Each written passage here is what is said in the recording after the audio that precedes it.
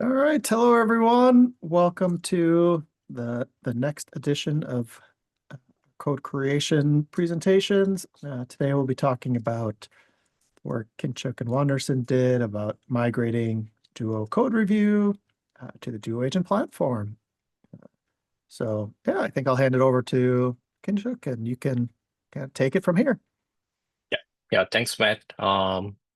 So hello everyone. This is going to be a two-part presentation. Like first, I'll talk about the flow design, like how we have introduced a new flow on the AI gateway side, and then pass it over to Wanderson, then who can showcase the changes on the monolith side. So let me just share my screen quickly.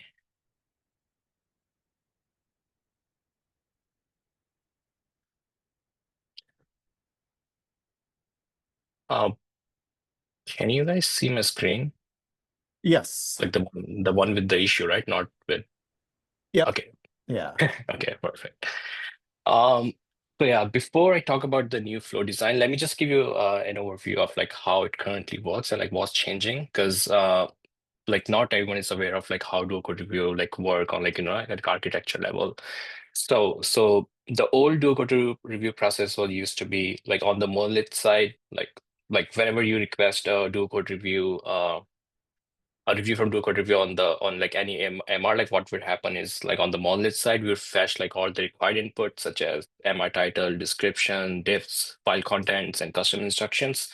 And then we'll compile like all the data and then pass it over to the AI gateway. And then on the AI gateway side, we would incorporate like all the input data into review merge request prompt and then make the request to LM. Then LM would respond back. And then finally, AI gateway will respond back to monolith. And on the monolith side, we would just parse the LM response, do some validation just to make sure line numbers are matching. We're not posting some like hallucinated like comments, and then just post the comments. So that used to be the current process, like on like a very high level. And now what's changing is on the monolith side, what's going to happen is we create a started a new flow. Like that's going to be the only role of the monolith in the whole process. And then on the AI gateway side, we will execute the new code review flow, which is a four-step flow, which I'll talk about like in deep like very soon. But it's a four-step agentic process. What happens is in this step one, we build like all the code review context, such as like fetching all the required data, such as MR title, description, and so on, and then format the data in a way that can be easily understood by the AI. And the step two is actually a very new step. It's a pre-scan code base, and this is just something like we're trying out. It's like very basic right now, but what it does is um, it just like it's an opportunity for the AI to understand the code base it's like working with. Like for example, like testing patterns we're using, like the structure of the code and stuff like that. And the step three is like same as like what we do right now, which is like performing the actual code base. There are like few changes in the prompt that I've made, but like overall, like the idea is like still the same. Like we're using the same prompt, but like few things have changed here and there. And the last step is publishing the review, which is um, like once we get the response from LLM, what happens is we send the response back to Monolith via internal API call, and then the last step is again like parsing the LM comments, running some validations, and just posting comments. So that's the overview. Now let me show you like what we have for the flow on the AI gateway side. By the way, this is not in the production right now because we are like fixing few things. So I'm just like pulling the changes from my MR. So it's the four-step process. The first one is like building context. It's a deterministic step. So we don't do much here. It's the only goal of this step is to just call this custom tool. And then this custom tool would like fetch all the data and like give us the final formatted data that we can just pass it over to the next components. And the second one is the pre-scan, like the one I just talked about. Um, Basically, it just uses these like pre-existing tools and also like the MR data, which we fetched from the step one, and then just use these tools to like form an understanding of the code base, how it works, the testing patterns, and like some like things to look out for. It would like generate some recommendations for the next step.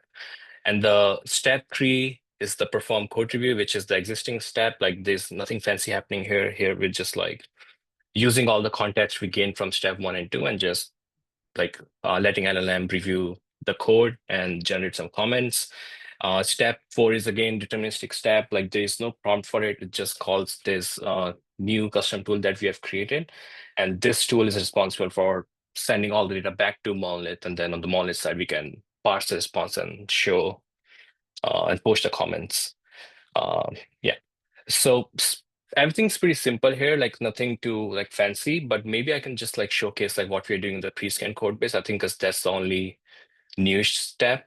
So it's like first of all, this is like very like basic iteration of this because like we want to make sure like it works perfectly fine before we do like any fancy stuff. Because recently we saw some performance issues, which I'll talk about like next. But basically, what we want to do here is just it's a very strict process. Just like use 3 responses. First one is to get the understanding of the basic project structure, and the second is use the blob search tool to search like all the reference changes to the diffs and just like gain like whatever understanding it can gain. And then step 3 is to actually read those files which were fetched in response to. And it would output like something like this, like very basic JSON, like project structure, like type, main directives, like testing patterns, related files to the diffs, some key patterns. And I think the most interesting section is the recommendations where we like generate some recommendations for the code review step. So it can do its own evaluation, but also like look into these recommendations and make sure like either like they're like valid or not. So that's pretty much it for the new flow. Yeah, so let me just talk like before I show you like quick demo, let me just talk about the performance comparison.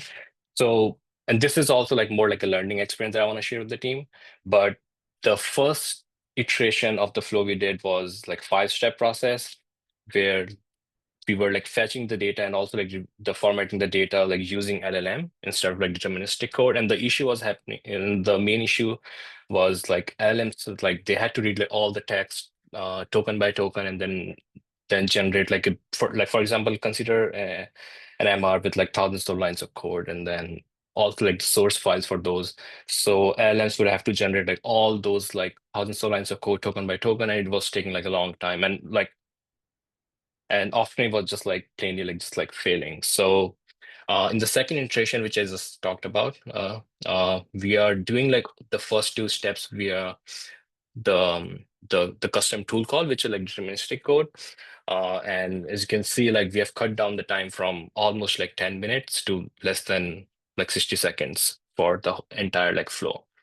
And it has like other benefits as well. Like first is yeah for sure like performance wise and also like reliability because like LMs can hallucinate and then it can generate like the broken like XML formats and like whatnot. So the deterministic formatting like it has the benefit of reliability and also like simplicity. Now there are like fewer like steps, so less chances of like failures and also like the cost. Now since we are fetching as well as like formatting the data using like deterministic like Python code, like there is no token consumption for that part. And yeah, let me just quickly show you a quick demo of how it's gonna look like. Um, like I'll have to show the demo on my local environment because like I'm still waiting for this MR to get merged. But basically, yeah. So this is the sample MR I've created. It's a very simple MR. I'm just like implementing a method in the calculator class. And I've made a mistake like on purpose just to make sure like it catches this mistake. So I'm implementing a subtract method, but I'm doing A plus B. So it's a pretty obvious mistake. So also UI wise, you're not gonna see any change. So customers would be able to use dual code review like the way they use right now. So for example, they can uh, assign the reviewer like this, or they can just like select it from this drop down as well. So let me just select it from here.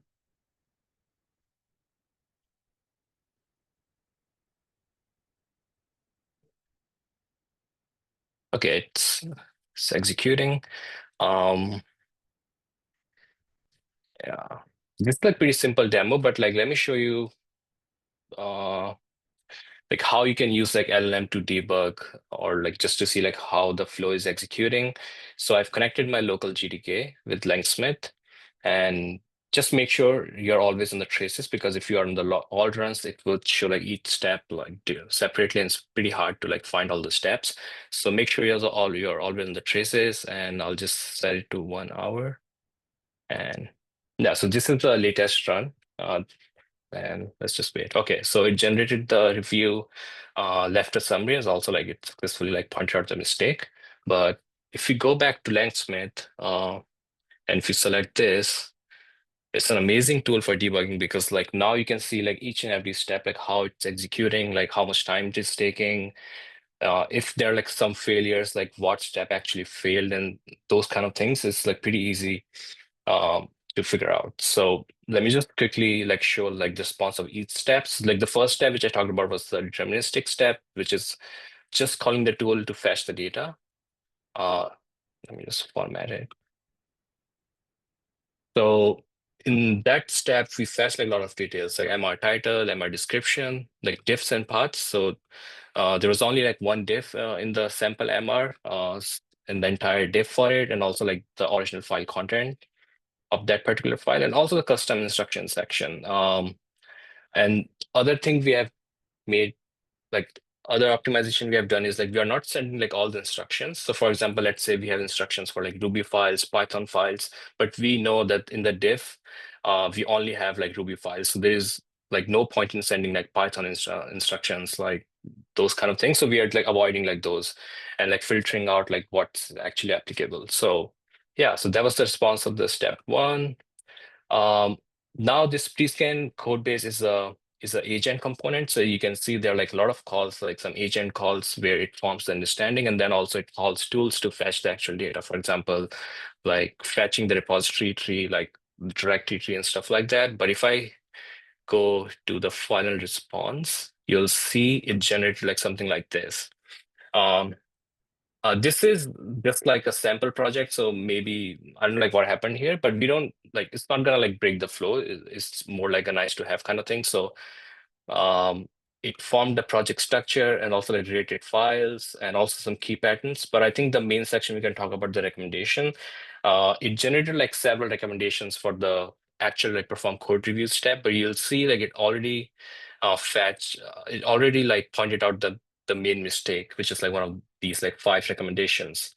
And finally, the perform code review. If I go to the final response, um, it generated this the review, but it also generated like these like thinking steps, which is the newest addition we have made to the prompt. Basically, we are using like thinking mode to make sure like we are not posting, um, like bad comments, like noisy comments, which are like not that helpful. So these steps like help with that. So it understands the MR with like the MR title and description, and then analyze like the diffs properly, and then also like identify all the potential issues in step 3. But in the step 4, we validate like all those findings. So if something is just like noisy, for example, um, um, like just add some error logging, like without, if it's not like generating something the user can work on, then we would just like avoid posting those comments, because like recently, like we have heard that like a lot of these comments are just like noise. So the thinking process is helping with that. So finally, it like generated like this review. And the final step is also like a deterministic step, where we just called the custom tool, do a code review, and then it just successfully posted the comments, and the comments are visible here. Um, I think that's pretty much it. Yeah, I think we can save the questions to the end, but I'll pass it over to Watson, who can talk about the monolith side of the changes. Cool. Thanks, Kinshuk. Yeah, I guess like I don't have any presentation, but I can share my screen and talk about the API that we had to create in order to receive these comments from the Duo platform. Can you all see my screen there? Yep. So basically, like this is the merge request that we created to add this new endpoint. So basically, as Kinshuk said, the new we are calling the Duo code review flow. creates the merge request suggestions by calling GitLab back. So in order to do that, we could use the existing APIs like create draft notes. But the problem with that is that in the past, when with the legacy workflow, we had issues with the non-deterministic nature of LLMs, creating suggestions that were not really either useful or in the wrong line. So we had to do this in a more deterministic way. So that's why we created this endpoint. This endpoint reuse basically everything that's in there already for the legacy workflow. We just had to rearrange everything into different places because the way it works today, I can show it here. So this is a very basic explanation. So there is this completion worker, which is depending on the type of the request, if it is a code review, if it is a code suggestion, code generation or completion. Yeah, there are a few different types of completion workers there. So this is kind of a aggregator. So it's including it's sent to GitLab to Sidekick, sorry, and from there, depending on the payload that you have here, the message that you received for that job, it will execute one class, let's say. And the class for code review is this one, like review merge request. So basically, we ported everything, all the logic that's in this class over to new command classes in a way that we could reuse the existing code without having to rewrite everything from scratch. So basically, here is just one class that does everything. And now we have a few different command classes, as you can see. I'm not going to go into details here. You can always have a look on the merge request. It's basically like we are basically moving code around here, nothing really new. So this is basically what the API does here. So you have to receive a new API, the payload, you receive the review output, which is what the XML that Kinshuk showed us. So basically those steps and the review XML node. And from there, we used the existing code, which was just ported over to different places to actually create the actual suggestions on the GitLab side. So I guess for the API, it's not really nothing really complicated. The only thing that we had to do here, and it's worth mentioning, is we had to create a new way of creating workflows. So once you create, we wanted to create the workflow in GitLab, but there is no way as up to now, there is no way for us to create the workflow outside an API loop. They are like agent platform is they are working on creating these tools for us, like creating basically entry points, assigning like a reviewer or mentioning like a source account. So these are entry points, like they're calling flow triggers. But as of today, we didn't have anything like that before. So the only way of creating these flows was by using an API, and we didn't want to do that. Like we are in GitLab, we would basically be calling GitLab again to create an workflow, which doesn't make any sense. I mean, we would add latency, we would add, more issues with error handling and stuff like that. So we had to create a temporary way of calling these, of creating these workflows. And we are using that way for now, and we are keeping an eye on anything that is created, so we can replace this with whatever they come up with to actually trigger these flows. So I guess the key takeaways for us here is use as many, like if you have the opportunity to use deterministic agents, not agents, but flows, please do, because as Kinshuk said, it's less expensive, it's faster, and I guess that second iteration that we have there would make the workflow act as the legacy workflow in terms of performance. At least this is what we are expecting for now. Yeah, that's pretty much that from me. Kinshuk, if you have anything more to add, feel free. I think you covered it. You covered pretty much it. I think we can take questions if anyone has any questions. Yeah, I think Shola, do you wanna ask? Yeah. Yeah, thanks for the presentation to yourself and Wonderson. Pretty cool stuff.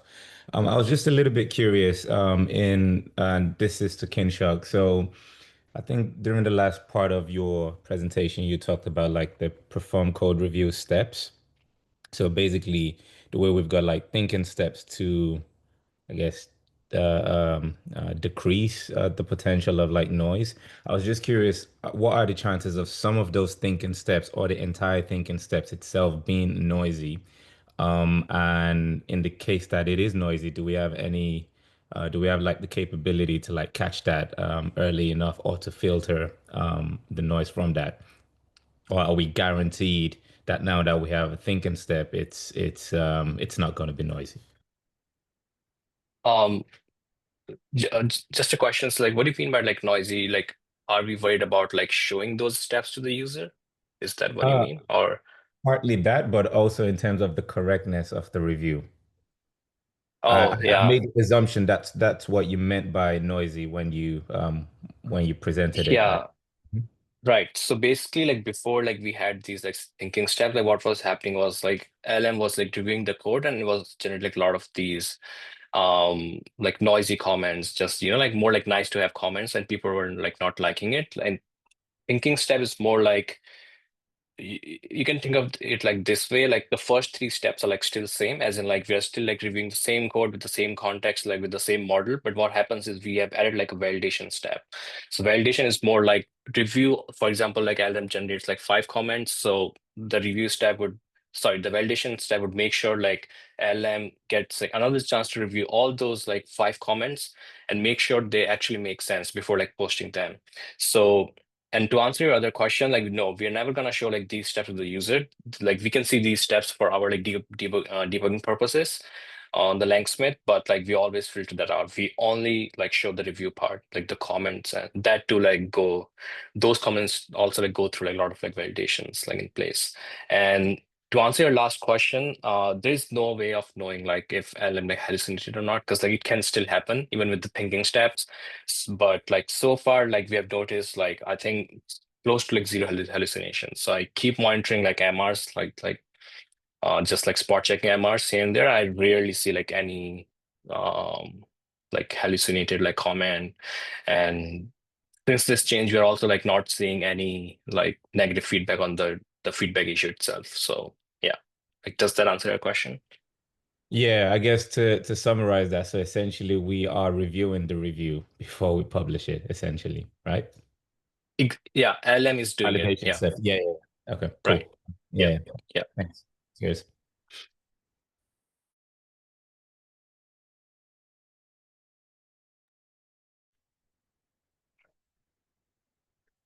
Like, does anyone have like any other questions, or we good?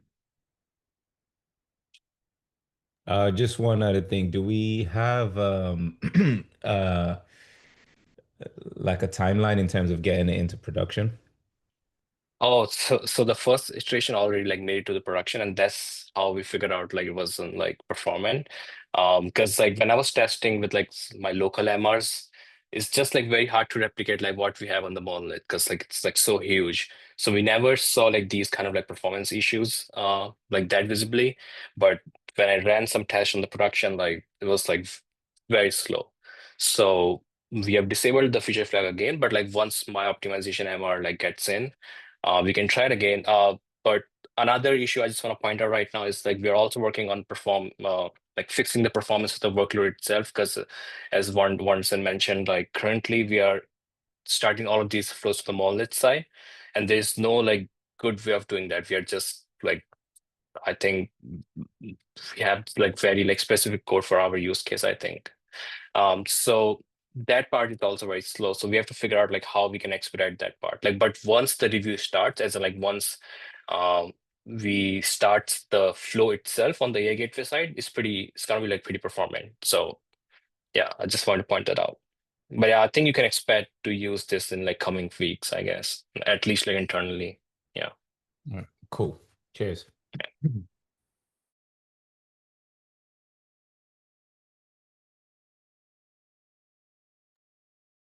And then one final question for me then.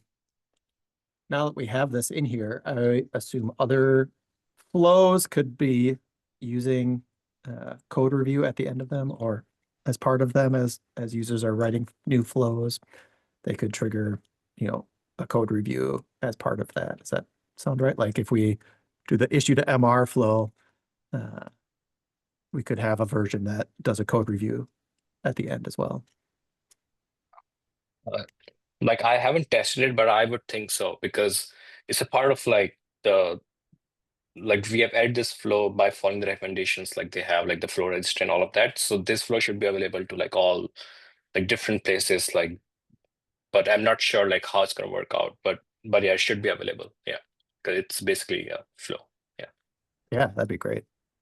Yeah, when we were brainstorming about like use cases and what we wanted to do, because we didn't fully understand what was the overall idea, Kinshuk mentioned that we could also potentially use this as a way for someone to early code review your changes without even pushing to GitLab. So in the workflow VS Code add-on. So we could potentially do that, like we could change the workflow in a way that you could run it locally or via MCP. I don't know. There are other use cases that we could potentially apply the same idea. Maybe one of the use cases could be that, like to early code review your changes before you even do git push. Yeah, just to follow up on that, I think the good part is like this flow is like sort of like standalone, as in like it generates like the review for us. But we can always customize like few steps. For example, for the uncommitted changes, like what we can do is we can just remove the MR kind of thing and just like pass the uncommitted changes and just like change the output format to match, like for example, just like simple markdown like points. So it's adaptable, but yeah. Great. Are there any other questions?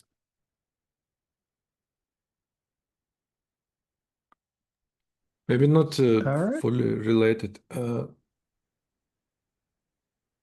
to put this? Do you have some sort of API exposed what people can use directly? For example, if I want to build CLI app for a local code review, can I call this code review tool and pass like a local files? Do we have something like this? I don't remember really.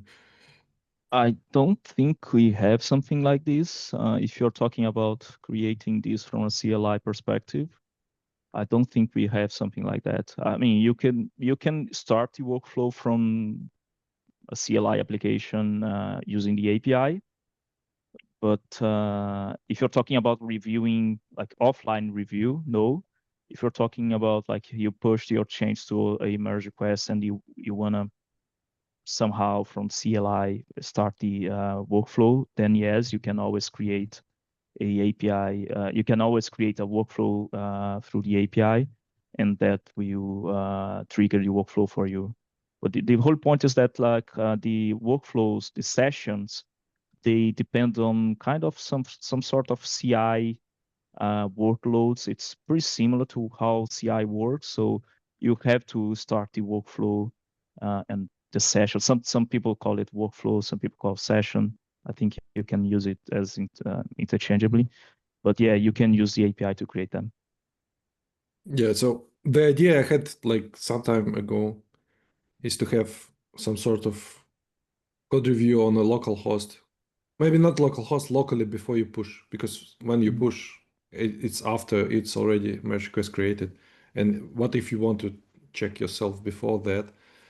But yeah, back in the day, we had this very complicated relation between Rails, AI Gateway, and all this stuff. And I don't know what the state is now. So it would be cool to have. Well, we have GitLab CLI and maybe, or maybe a Yeah. separate tool which will just help you to review. Yeah. The main issue I see with this is gathering context.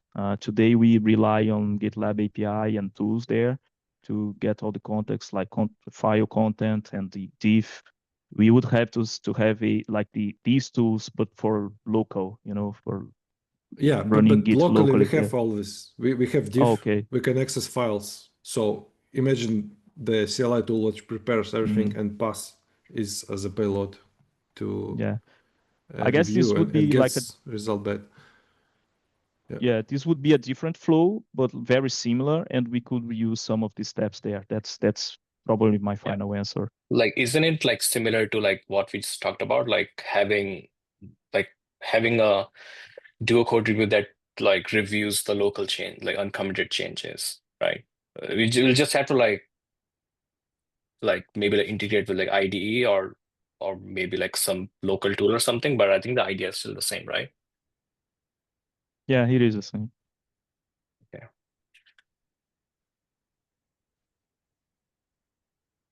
Oh, I think we are a little bit over time. Sorry, I didn't see the time. Yeah, that's fine. Good. All right. Well, thank you, everyone. Thanks, Kinchuk and Wanderson. That was interesting. Yeah, and yeah, if anyone has more questions, reach out to them or post it in the channel. Otherwise, yeah, have a great rest of your day. Okay. Thanks, everyone. Bye.